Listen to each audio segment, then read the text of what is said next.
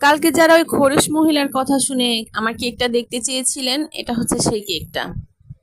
বিষয় হচ্ছে, ওনাকে যখন আমি বলছি যে আপু আপনি এসে নিয়ে যান, বাসার সামনে থেকে দেখেন, যদি আপনার কেক পছন্দ না হয় তাহলে আমি আপনার কাছ থেকে টাকা নিব না, আর কেকও আপনার নিতে হবে না, আপনি আসেন।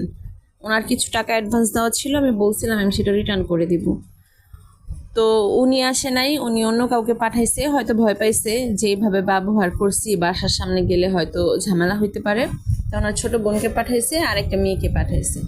তো ওনারা দেখে বলতেছে না আপু কেক মোটামুটি ঠিক আছে, সমস্যা নাই, কিন্তু হচ্ছে কেমন যেন একটু একটু বড় হয়েছে ফুল। তো আমি বললাম যে দেখেন এটা ডিজাইনটাই তো এরকম যে রেফারেন্স পিকচার দিয়েছেন। বললো যে আপু ছবিতে একটু অড লাগছে, কিন্তু সামনে থেকে ওরকম লাগতেছে না। তো আমি কি না বুঝে এতগুলো খারাপ ব্যবহার কেন করলো উনি? যাই হোক, আমি বলে দিছিলাম যে নেক্সট টাইম আমাকে আর অর্ডার দিয়েন না, আমি কেক দিতে হলে বুঝে শুনে দিব যে আমার কেকটা আমি কাকে দিচ্ছি।